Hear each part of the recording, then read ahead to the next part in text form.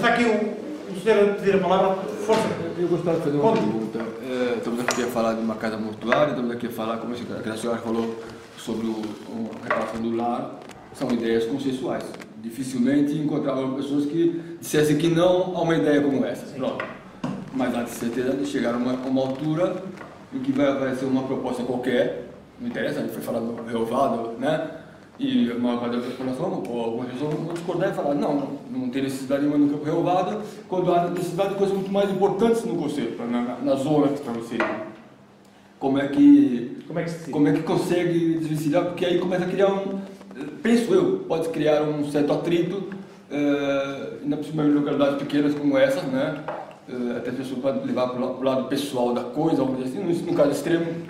Como é que se consegue desvencilhar, tirar esse problema, transformar uma ideia que pode ser uma ideia boa ou não, interessa, e evitar que haja problema? Como é que se consegue fazer? Enquanto estamos a falar de coisas que realmente são úteis, que não só vão dizer, as pessoas usarem, um dia também vamos usar, né?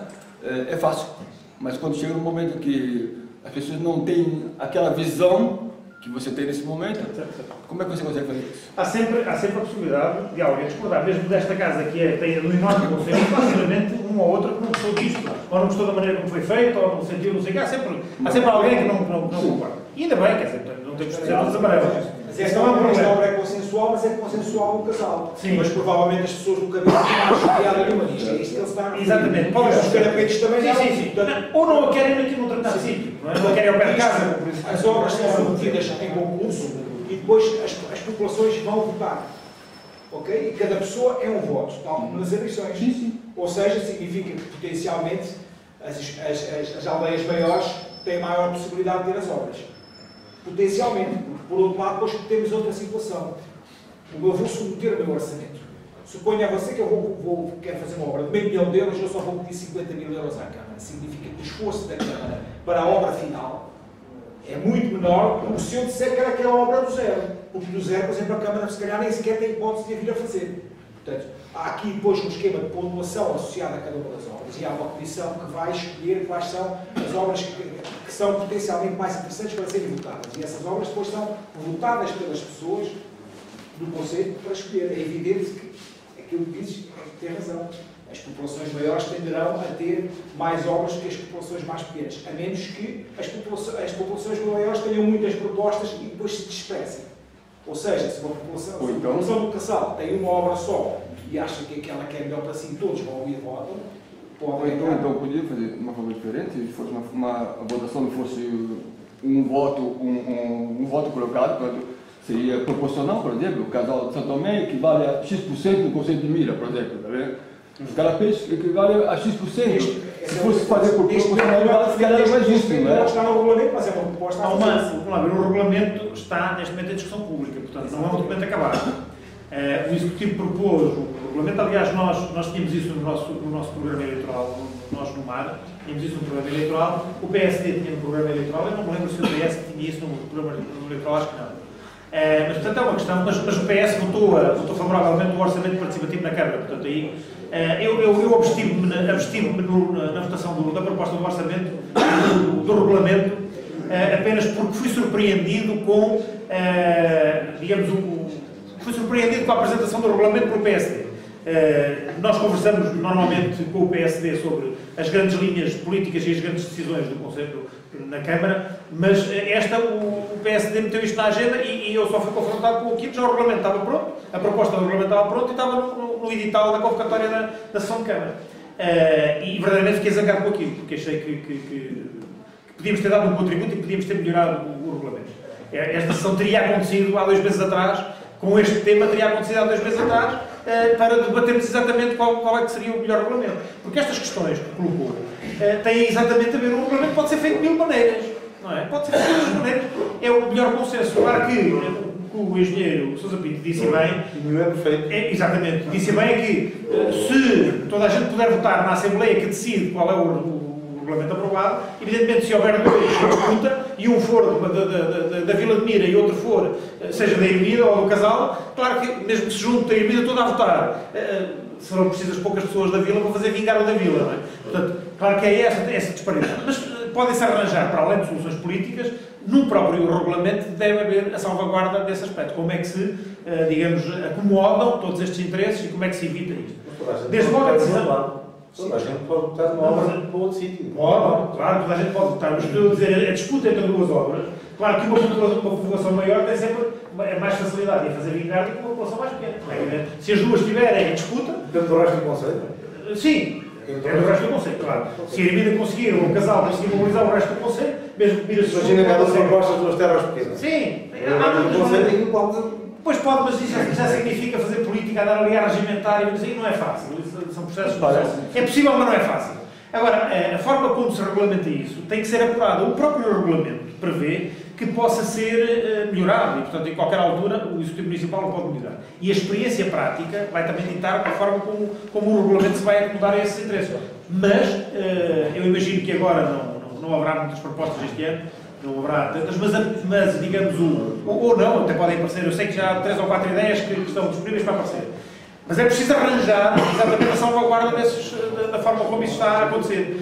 As assembleias participativas e na forma original, na proposta original, que podem ver isso no site da Câmara, a proposta original apenas visa obras que a Câmara organiza e depois as populações escolhem, não projetos completamente iniciados pelos outros e cujo financiamento possa ser co-participado pelos outros, porque a Câmara aqui partiu a ideia, eles partiram da ideia de que a Câmara acabará por financiar tudo.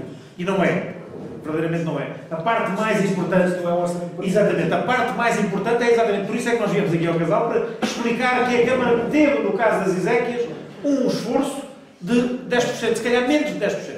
Se calhar menos de 10%. Teve um pequeno esforço. Porquê? Porque a iniciativa nem sequer foi deles. Eles foram ao reboque. Já que vocês querem fazer, também lá 5 mil. Não é? Portanto, aqui, no caso do orçamento, a ideia que eles têm é de que o esforço maior é deles. Mas pode, e até seria desejável que não fosse. Que fossem exatamente as populações a chegar junto da Câmara e dizer nós queremos fazer isto e precisamos que vocês nos ajudem. Mas a obra é nossa. Nós vamos fazê-la, vamos arranjar os recursos e vocês darão o que puderem. E uma outra questão... Esse é um aspecto importante. E a forma depois como isto vai ser decidido, eu diria que se forem as populações ou grupos numerosos, como por exemplo os clubes, as comissões de melhoramento, ou grupos de cidadãos numerosos, digamos que o escrutínio está feito. O escrutínio está feito. Não é? Não há como isso não possa acontecer, porque se o número dos iniciantes for grande, já ela justifica que a obra seja feita. Claro que não se farão obras com orçamentos participativos contra pessoas, não é evidente, não é? Nem para criar dificuldades às pessoas. São sempre obras que têm que ser acomodadas. As pessoas podem não gostar muito, mas enfim, não haverá, digamos, não serão obras feitas ostensivamente contra ninguém. Nas obras comunitárias, ninguém pode perder. Toda a gente tem que ganhar com isso. Os interesses privados também têm que ser acautelados. E quando a Câmara faz as suas obras municipais, acautela os interesses privados, não é? A Câmara não se apropria de bens, nem cria dificuldades às pessoas, objetivamente podem fazer sem ter essa consciência, ou sem ter previsto isso. Portanto, as obras dos orçamentos participativos serão também obras que não irão contra os interesses de ninguém, não magoarão, não perturbarão a vida de ninguém. Serão antes obras de acolhimento e obras de valorização da vida das pessoas. A forma da decisão é aqui também um aspecto muito relevante, porque deixam de ser os políticos a decidir as coisas. E eu até diria que, num certo sentido, isto não é, digamos, uma retirada do poder aos políticos. Eu até digo que é uma enorme vantagem para os políticos. É que não têm que tomar más decisões. Não correm o risco de tomar más decisões. Porque se as decisões deixarem de ser dos políticos, se for o povo a tomar as decisões, os políticos não são responsáveis por elas. Passa a ser o povo, no seu alto escrutínio, a decidir o que é que vai ser feito e como é que vai ser feito. Portanto, alivia, não é? Porque os políticos que fazem sempre, ainda que nem sempre o façam, mas fazem sempre em nome do povo, em nome dos que os elegeram, não é? E mesmo dos que os não elegeram, fazem em nome do povo. Ora, se é o povo que decide, os políticos já não têm que fazer, não têm que exercer a sua procuração, digamos assim, não é? Têm uma procuração do povo para decidir, mas não exercem essa procuração porque é o povo, em modo próprio, que decide o que é que se vai fazer. Portanto, é uma enorme vantagem. Primeiro, porque o povo se responsável pelas coisas, e em segundo lugar, porque os políticos deixam de ter essa responsabilidade. Passam a ter a responsabilidade técnica do acompanhamento e do cumprimento da execução. Portanto, as obras vão ser decididas pelo povo, vão ser acompanhadas pelo povo e, finalmente, a propriedade acabará por ser do povo, ainda que, em algum momento, num ou noutro momento, legalmente, ela possa ser do município, por razões formais, não é? Bom, mas a Câmara é nossa, não é? A Câmara não é dos políticos, a Câmara é do povo todo, não é de quem lá está, não é dos anteriores, não é destes, não há de ser dos seguintes, é sempre do povo. A Câmara é do povo. E, portanto, os políticos lá estão, são políticos, estão lá em nome do povo. Não é? E depois destes passarem, não é? Continuarão os outros e aquilo continuará a ser do povo. Portanto, qualquer obra municipal é sempre do povo, ou qualquer obra de uma junta de freguesia, de qualquer autarquia, Câmara ou junta, é sempre do povo. E isso é que é o lado importante. A Casa das Ezequias está feita em espaço municipal e, obviamente, embora não escolherá, pertencerá ao domínio público, não é? Digamos assim, ao usufruto. E aí também, desse ponto de vista, a apropriação é preciso que o povo tenha atenção. O património da Câmara. Se não for escriturado de outra maneira, é património da Câmara. Não tem escritura. O património público não tem escritura. Pronto. Tem, mas é no património da Câmara, não é? O registro tem um número inventário. Exatamente. Tem um número inventário, claro. E terá se eles o fizeram. Nós nem sequer sabemos. Mas isso é problema deles. Isso é problema deles. Exatamente. Porque se não tiver número de inventário, continua a ser do povo e é isso é que importa. Não é? Mesmo que não tenha número de inventário, continua a ser do povo. As cadeiras que estão lá na Câmara Municipal, os espaços, os computadores, tudo é do povo. Não é? É da Câmara. Como o Rui diz, só precisa de um número de inventário. Não é? É do povo e está no inventário da Câmara. É património. É património municipal. Portanto, essa propriedade e esse registro é importante.